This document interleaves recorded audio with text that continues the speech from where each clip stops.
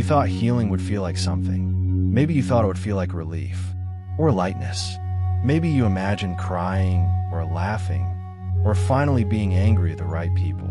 But instead, there's quiet, a kind of quiet that sits in your chest, a flatness where feelings should be.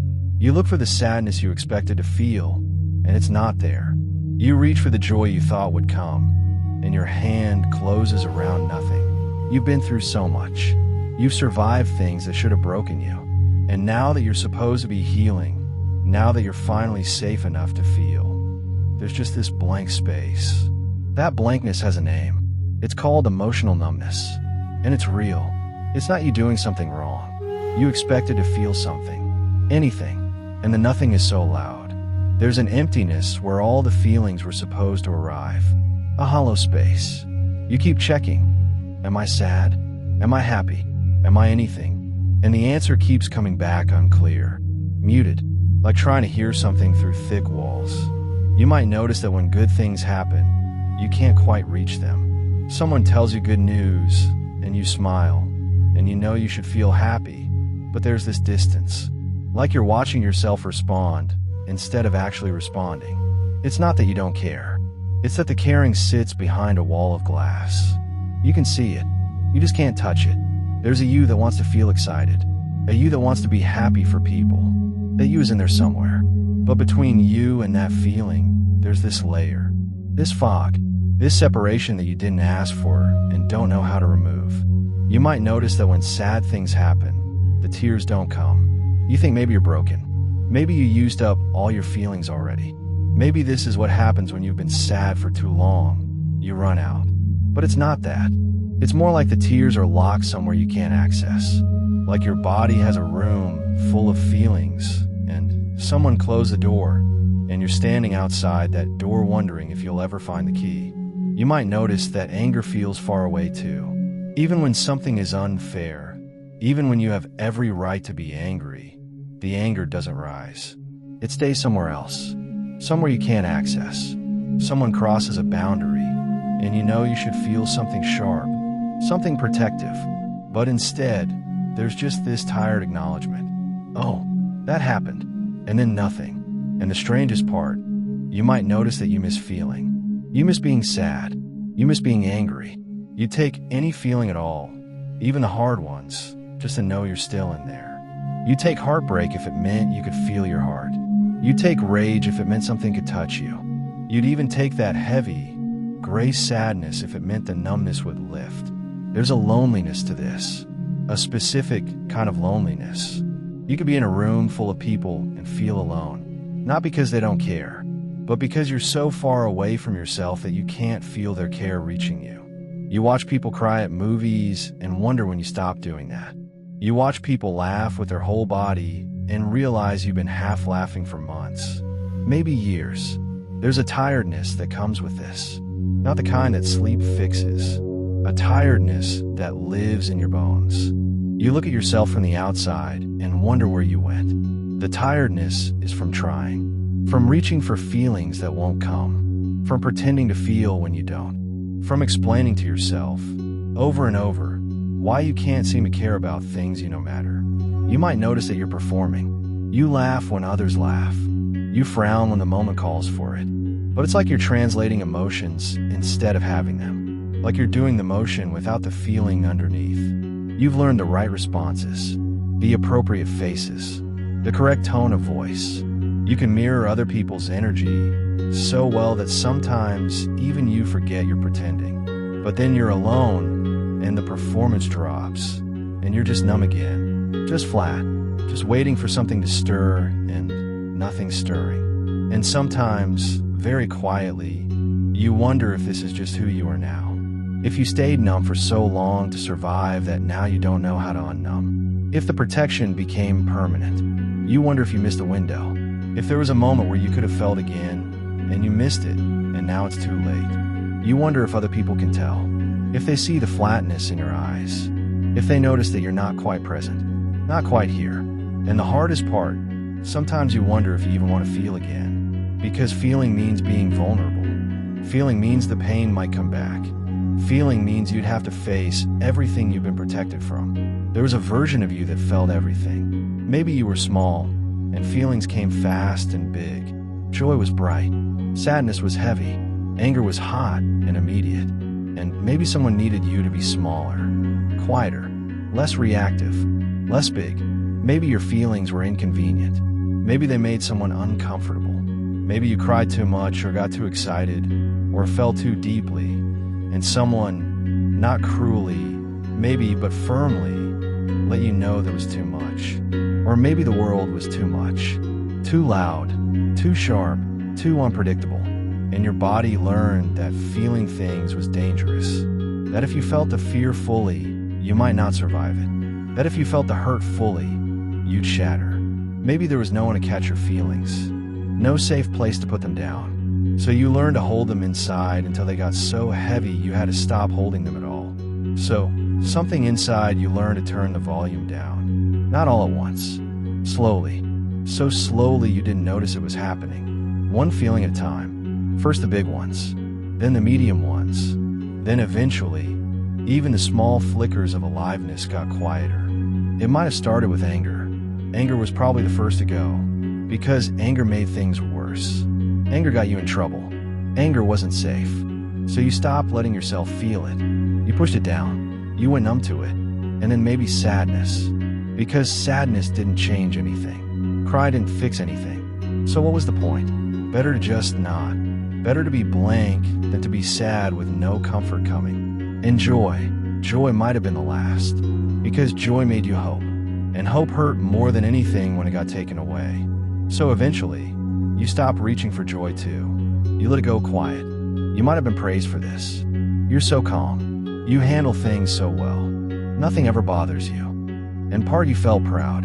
See, I'm fine. I'm strong. I'm not falling apart like everyone thought I would. People told you that you were resilient, that you were mature, that you were so good at staying composed. And you believed them. You thought the numbness meant you were winning. But inside, there was this growing distance.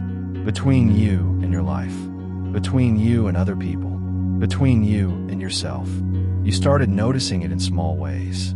A friend would share something vulnerable, and you'd listen, and you'd care, but you wouldn't feel it.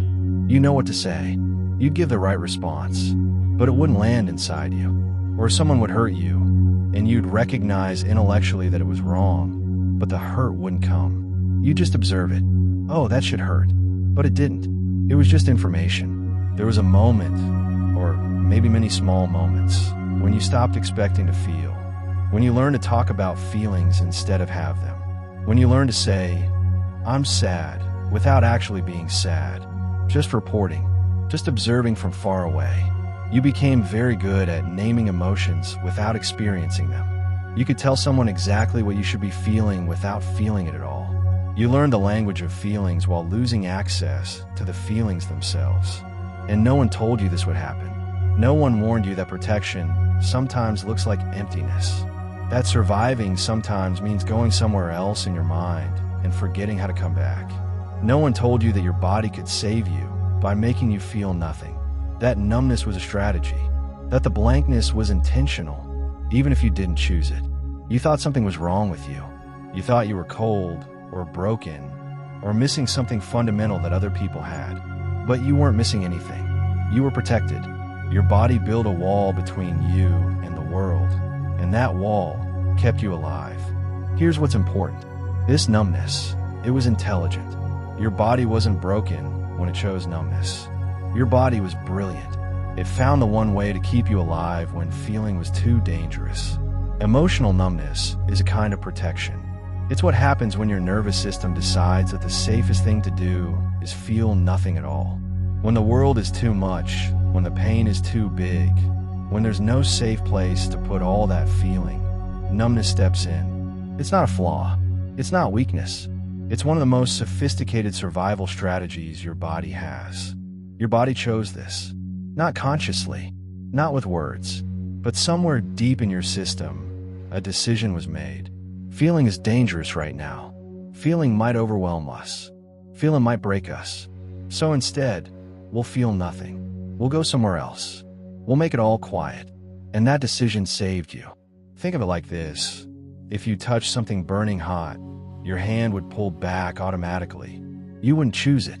Your body would choose it for you, to protect you. Emotional numbness is the same. It's your body pulling back from something too hot to touch. The feeling is too hot, so your system pulls back, automatically, to protect you. You didn't choose to go numb. Numbness chose you, because some part of you knew, feeling this would be too much. Feeling this might break something. So instead, you felt nothing, and that nothing kept you whole. This is intelligence. This is your body loving you the only way it knew how. Your body didn't fail you. Your body did exactly what it was supposed to do. It saw danger, and it protected you from it. The danger was the feeling itself, the overwhelm, the pain. And your body said, no, we're not going there. We're staying safe. We're staying numb. And the tricky part is, sometimes the danger passes, but the numbness stays. Because your body is still protecting you from a threat that isn't there anymore. It's still pulling your hand back from the hot stove, even though the stove is off now. But your body doesn't know that. Your body is still trying to save you, still doing the job it learned to do, still keeping you safe the only way it knows. Your nervous system learned that feelings are dangerous, and it's hard to unlearn that. Even when you're safe now, even when there's no immediate threat, your body remembers. Your body is still guarding you. Emotional numbness isn't you failing at healing. Emotional numbness is your body still healing you the way it learned to. It's important to say this again in a different way. The numbness isn't the problem. The numbness was the solution. It solved the problem of too much feeling and not enough safety. It solved the problem of a body and mind that couldn't hold everything they were being asked to hold. You weren't supposed to hold all of that. No one could have. So your body found a way to hold less, to feel less, to survive by not feeling at all. And if you're still numb now, it's because your body hasn't gotten the message yet that it's safe to feel again. Or maybe it has gotten the message, but it doesn't believe it, because safety, for you, has been unreliable. So your body stays cautious, stays protected, stays numb.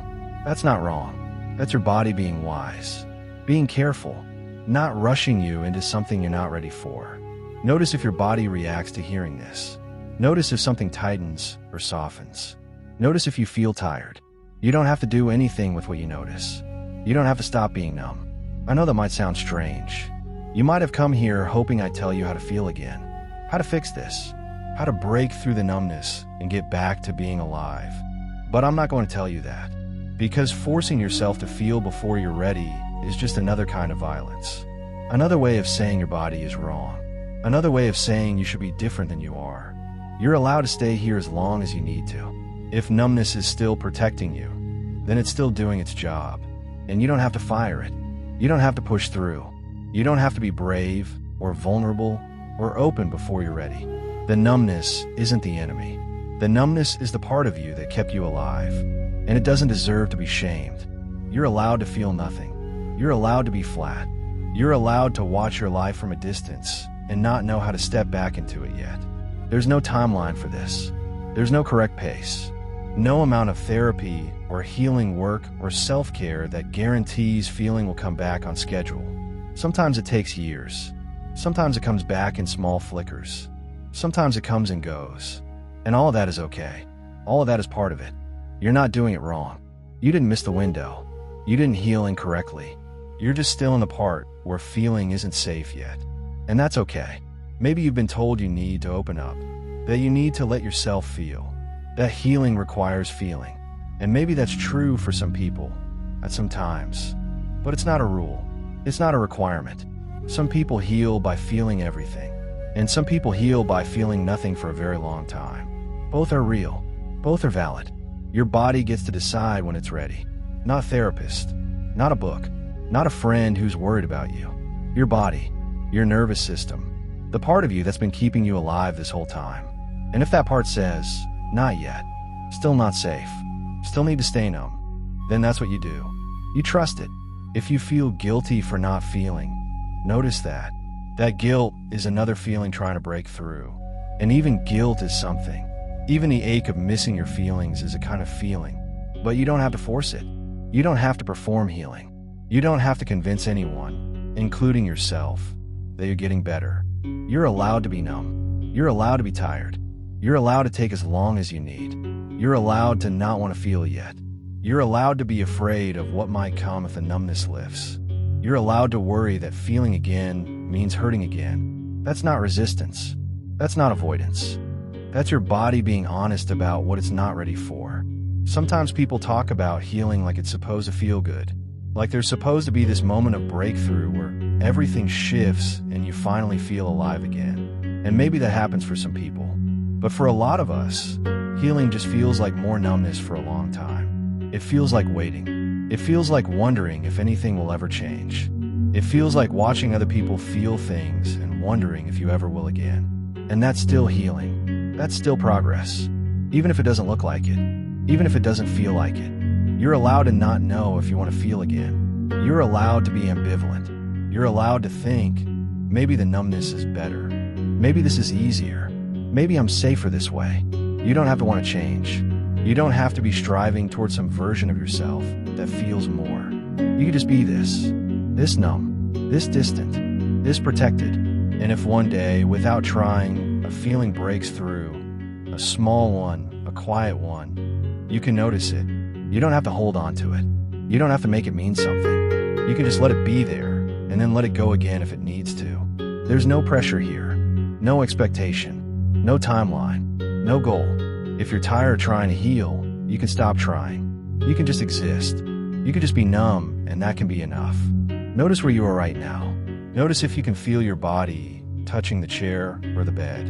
Notice if there's sound around you. Notice if your breath is slow or fast or somewhere in between. You don't have to do anything with what you notice. You're just noticing. Notice if listening to this made you feel more tired. That's okay. Tiredness is your body's way of saying it's working on something. Or maybe it's your body's way of saying it needs rest. Either way, it's okay. Notice if you felt nothing while listening. That's okay too. You don't have to have a reaction. You don't have to feel moved or changed or anything at all. If listening to this made you feel more tired, that's okay. If it made you feel nothing at all, that's okay too. You don't have to have a reaction. You don't have to take anything from this. This numbness you're carrying, it was never a mistake.